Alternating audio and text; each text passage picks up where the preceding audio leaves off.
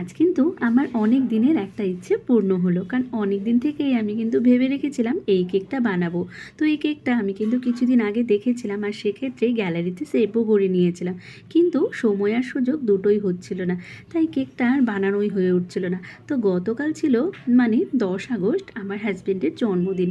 তো ভাবলাম যেহেতু বাড়ির কেক, তাই নিজের পছন্দেই করে নেওয়া যাক।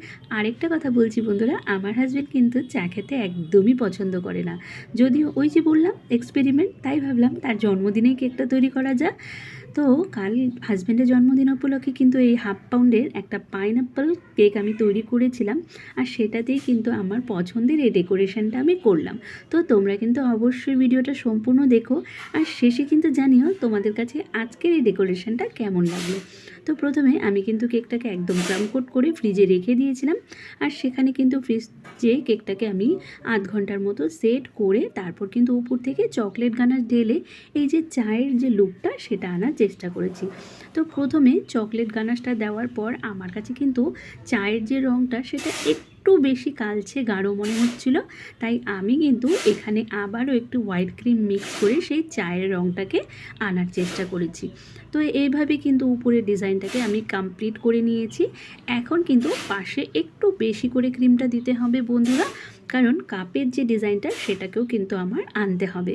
তো চাটা যেহেতু ভেতরে থাকে, তাই কিন্তু বাইরের যে ক্রিমটা আমি ওপরের ডিজাইনটা করার পরেই দিচ্ছি। আর এইভাবে করে কিন্তু ক্রিমের একটা মোটা লেয়ার দিতে হবে। এটাকে কিন্তু একটু ধৈর্য ধরে একটু আস্তে সময় নিয়ে করতে হবে বন্ধুরা, তাহলে কিন্তু ফিনিশিংটা আসে। একটু সময় লাগে, কারণ খুব বেশি তাড়াহুড়ো করলে কিন্তু জিনিসটা একদম নষ্ট হয়ে যেতে পারে। তো যেহেতু প্রথমবার করেছি জানি ততটা ভালো হয়নি, তবুও চেষ্টা করলাম, কারণ মনের ইচ্ছেটা তো পূর্ণ করতেই হবে। এরপর কিন্তু উপরের ফিনিশিংটা দেওয়ার পর আমি নিচেও একটা প্লেটের মতো করে নিয়েছি।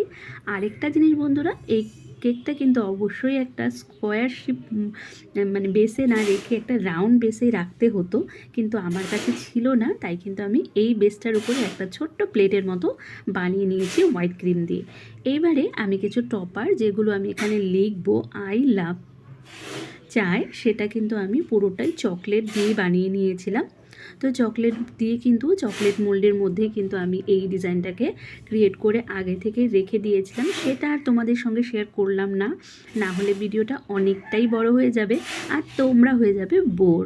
তাই কিন্তু খুব শর্টের মধ্যেই দেখালাম বন্ধুরা। তো এবারে এটা লিখে নিয়েছি।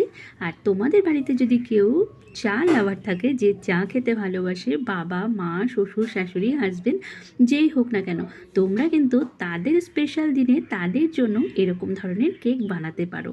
তো আমার অনেক দিনের ইচ্ছে, কিন্তু হাজবেন্ড তো চা খেতে একদমই ভালোবাসে না, তবু নিজের ইচ্ছেটাকেই পূর্ণতা দেওয়ার জন্যই আজকের এই কেকটা তৈরি করলাম আর তোমাদের সঙ্গে শেয়ার করলাম। তো এই ছিল, হ্যান্ডেলটাকেও কিন্তু আমি চকলেট দিয়ে তৈরি করে নিয়েছিলাম বন্ধুরা। তো সেই ভিডিওটা তোমাদের সঙ্গে শেয়ার করি, কারণ খুবই সাধারণ, একটা উল্টো এস বানিয়ে কিন্তু তোমরা হ্যান্ডেলটাকে তৈরি করে নিতে পারো। তো এই ছিল আমার আজকের কেকের ডেকোরেশন বন্ধুরা। আর চায়ের সাথে বিস্কুটটা না হলে একদমই জমে না, তাই আমি শেষে কিন্তু দুটো বিস্কুটও রেখে দিয়েছিলাম।